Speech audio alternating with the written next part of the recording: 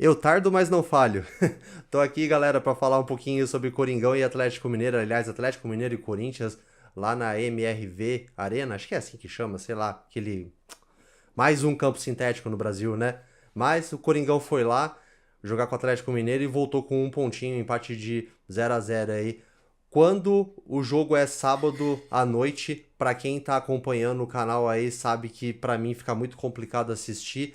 Eu até consegui assistir o jogo, né? Eu dou plantão no hospital sábado à noite, mas entre um atendimento e outro ali, né, deixei o Obrigado, Futimax. Deixei o Futimax aberto ali e quando tava parado ali sem movimento, eu ficava olhando o que tava acontecendo no jogo, né? E assim, galera, pra surpresa de todo mundo, até inclusive pra minha, o Corinthians fez uma boa partida com o time reserva quando eu vi fora de casa com a escalação que saiu, né? Eu falei, tamo lascado. Se voltar com empate é lucro. Mas a sensação que ficou depois do jogo foi que o empate foi pouco, porque o Corinthians poderia muito bem ter saído com uma vitória, e a gente vai falar sobre isso ao longo do vídeo. Coringão jogou bem pra caramba, mesmo com um time totalmente mesclado, principalmente no primeiro tempo. Primeiro tempo jogou bem demais, dominou as ações. Corinthians, os primeiros 20 minutos de jogo ali, acho que o Atlético Mineiro não conseguiu fazer nada. As ações que o Atlético Mineiro conseguiu foram oriundas de erros do Corinthians, né? Aquele lance lá que o Matheus Bidu foi recuar de peito, ele não viu que o Hugo estava perto, aí ele tentou dar mais uma cabeçada para a bola chegar mais próxima do Hugo e a bola bateu no Hugo e sobrou pro Hulk ali, que ele deu um chute ali que para nossa sorte não foi em direção ao gol.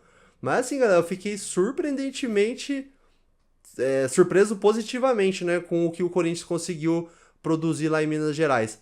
Eu não vou falar, será que já estamos sentindo o dedo do Dorival? Que isso aí é discurso de quando ele treinava outro time lá, vocês sabem qual, né? Mas será que já finalmente estamos começando a surtir, o trabalho do Dorival está começando a surtir efeito? Porque uma coisa que eu cheguei a comentar em vídeos anteriores é assim, quando a gente tem um time que tá todo mundo jogando ruim, aí às vezes pode ser o treinador, né? Por exemplo, a gente falava muito isso sobre o sistema defensivo, né? Ah, será que a zaga do Corinthians não presta? Será que ninguém da zaga do Corinthians ali é bom?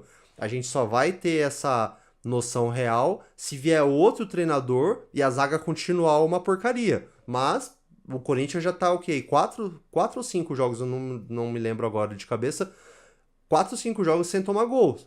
A zaga não tá sendo vazada mais. Então a gente já começa a sentir que o Dorival tem alguma influência nisso. E, cara, ontem a gente foi, como eu falei no início do vídeo, com o time reserva. O Corinthians apresentou um ótimo futebol. E a sensação que fica é que não foi um ponto conquistado, foi dois perdidos. Porque teve chance assim. Apesar de quando você pega os melhores momentos para assistir, você vê ali que teve aquela defesa. Nossa, cara, o Hugo Souza. Cara, esse eu tô com medo dele começar a ser convocado pra seleção e o mercado externo vai crescer o olho nele, porque que é isso, cara? O Hugo é muito bom. Tomara que a gente consiga que ele tenha longevidade no Corinthians aí, como o Cássio teve, mas eu acho bem difícil, porque que defesa, cara. Que defesa, meu Deus, parece que o tempo parou naquela bola ali na hora que ele saiu pra espalmar, cara. Ah, o chute do Rony foi a queima-roupa ali, quase praticamente como mais perto do que um pênalti. E o Hugo conseguiu ter o reflexo pra fazer defesa. E teve aquele outro chute do Scarpa, né? De fora da área, no segundo tempo, que o Hugo foi buscar. Assim, a bola até ia pra fora, mas assim, se fosse no gol, o Hugo tava lá e ia ser uma defesa, mais uma defesa incrível, né? Do nosso camisa um aí, que tá usando o uniforme amarelo, não sei se é referência ao Cássio, mas teve um jogo aí que o Hugo jogou de camisa preta e eu achei top aquela camisa de goleiro do Corinthians preta, aí bem que ele podia continuar usando. Eu não sei se tem algumas pessoas que alegam que não é legal o goleiro jogar com um uniforme chamativo. Esse debate já tem desde lá da época do Jorge Campos, quem é mais velha guarda igual eu assim lembra, né? Goleiro mexicano aí, baixinho, que jogava com os uniformes totalmente espalhafatosos e que tinha. Daí, a partir disso, começou a gerar essa discussão. E tem gente que é contra, né, o goleiro jogar com roupas chamativas, porque fala que você cria um ponto de referência pro atacante, né? Mesmo que o atacante esteja um pouco de cabeça baixa, ele consegue ter a noção da onde o goleiro tá por ter esse uniforme diferenciado, né? Mas eu nem é por questão disso, é questão de estética. Por mim, o Hugo adotava aquela camisa preta que ele jogou uns jogos atrás, que eu acho mais bonito, deixa a amarela pra gente lembrar do Cassião, e o Hugo joga de camisa preta, que eu acho que fica mais legal. Mas então, o Hugo, quem viu essas defesas do Hugo pode falar, nossa, mas o Atlético jogou bem. Então, não, cara, pra mim, o Atlético começou a jogar. Teve um momento ali no final do primeiro tempo que o Cuca mexeu, nem fez substituições, né? Com as próprias peças que ele tinha ali dentro do jogo, ele conseguiu fazer o Atlético melhorar um pouco em vista do que ele estava jogando, mas não que o Atlético passou a ser superior ao Corinthians. Ele equilibrou o jogo, porque no começo do primeiro tempo o Corinthians mandou. E aí, galera, não tem como a gente não falar. A galera adora falar, né? O Corinthians é ajudado pela arbitragem, ó.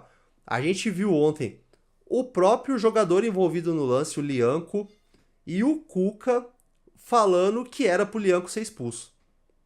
Cara, cara, já tá. É um assunto chato, cara, falar de arbitragem. Toda vez no Brasil a gente tá comentando sobre a arbitragem. E o VAR, que em outros países virou uma tecnologia para auxiliar a arbitragem, aqui no Brasil parece que tá atrapalhando, cara. Um lance que claramente ali.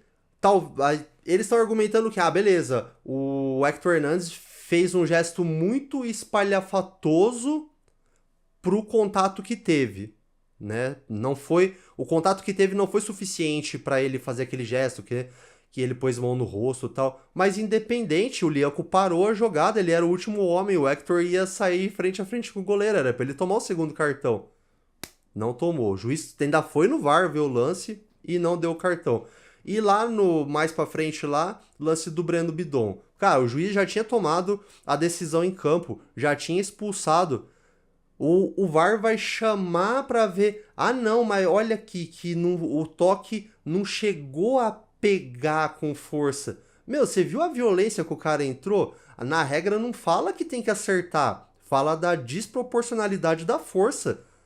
Pra nossa sorte não pegou, senão o Bidon podia estar com o pé quebrado. O cara foi pra quebrar. Por quê? Porque ele tava nervoso da jogada segundos antes, que ele teve uma trombada com o Félix Torres, que foi lance normal, mas só que na cabeça dele era falta, então ele tava nervoso que o juiz não tinha marcado, e ele chegou no Breno Bidon pra quebrar. Aí o VAR chama pra tirar o cartão. Meu, VAR no Brasil é ridículo, cara. É ridículo, eu não sei.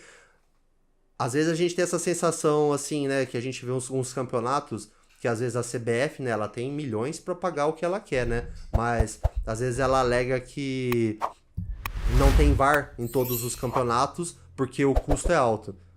Eu não sei se às vezes não era melhor deixar sem VAR, essa porcaria mesmo, não adianta pra nada, só tá atrapalhando os jogos. Então aí, pra quem ama falar, né, que o Coringão é favorecido pela arbitragem, né, se o Corinthians tivesse um jogador expulso ali na jogada do Hector Hernandes, né? E o outro jogador expulso aí. Será que o Corinthians não poderia ter ganho esse jogo? Bom.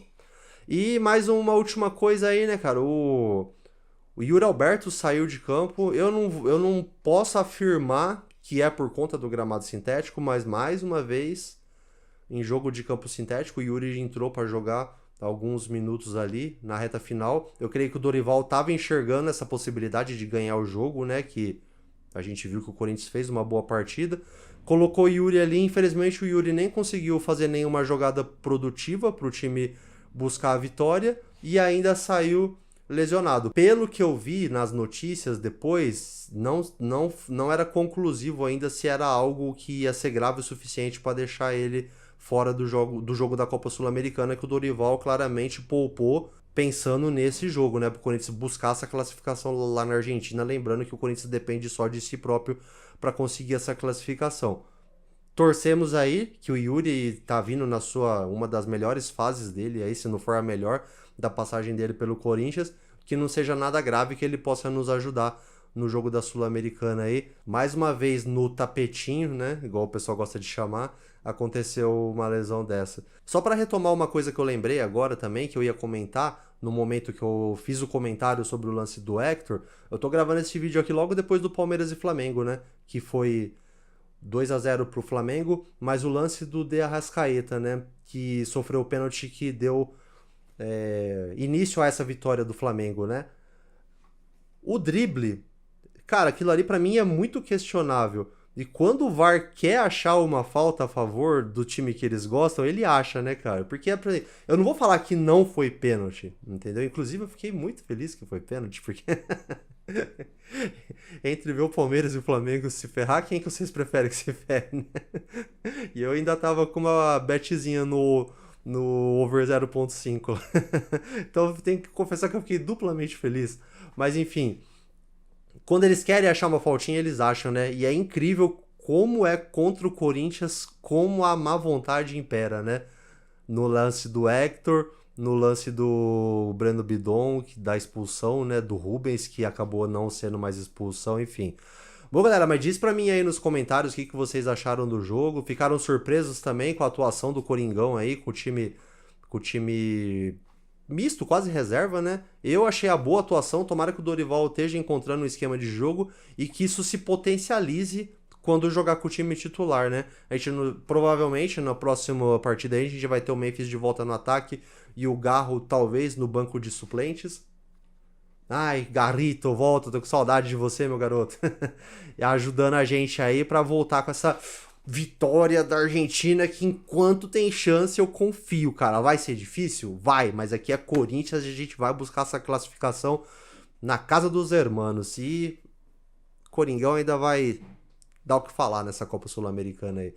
Beleza, valeu galera, forte abraço pra vocês, vai Corinthians, tamo junto. Depois do jogo da Sul-Americana eu posto outro vídeo pra vocês aí, beleza? Desculpem o atraso, como eu falei, tava trabalhando. Chego do plantão domingo de manhã, só o pó, durmo o domingo inteiro, só agora no final do domingo que eu fui ter ânimo pra fazer o vídeo, beleza? Mas sempre deixo o meu pós-jogo, meu vídeo do pós-jogo registrado aqui, sem falta. Se você gosta desse tipo de vídeo, pode seguir o canal aí que sempre vai ter o pós-jogo aqui. Beleza? Valeu, galera. Vai, Corinthians, tamo junto e até o próximo vídeo.